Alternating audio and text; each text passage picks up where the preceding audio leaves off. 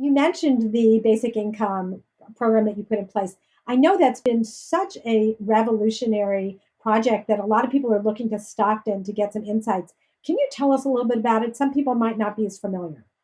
So one of the first things I did as mayor was identifying the issue of poverty and economic insecurity being kind of intersectional and the crux of a lot of issues we're facing in the city.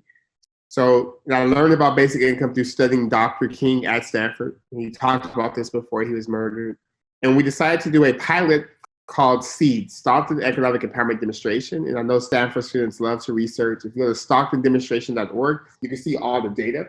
But essentially for 18 months, we have just extended it for another 6. We were able to give 125 randomly selected families that look like our city $500 a month. And what we found is that $500 is not enough to replace work or to make people stop working or to make Stockton not part of the United States of America, but it hasn't been enough to make work pay, to provide an income floor, and to provide peace of mind and the ability for people to take risks. One of my favorite stories is from one recipient named Tomas, who told me that with his first $500, he went and interviewed. And at first I was dismayed when he told me that. Like, you're feeding to all these stereotypes. Like, why would you pay money to be interviewed, Tomas? That makes no sense. And he said, no, Mayor, I work hourly, which means I don't have paid time off, which means if I take time off to interview, that's $200 out of my pocket, and we live paycheck to paycheck. I can't take that risk. But with the $500, I was able to be entrepreneurial. I was able to take time off work, take a risk bet on myself, and now I have a better job with more benefits, less hours.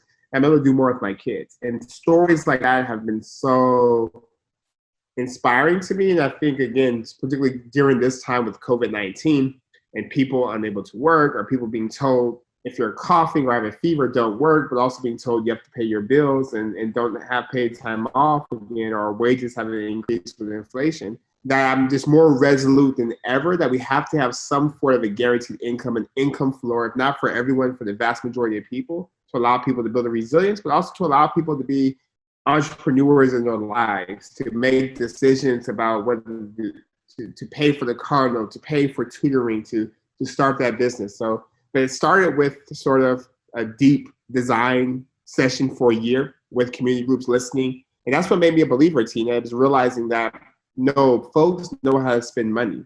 I could trust the people who I trusted to vote for me to know how to spend money, but a lot of it, again, came from listening and sitting with people in their environments and hearing them tell me how they would use $500 before we even disperse any money.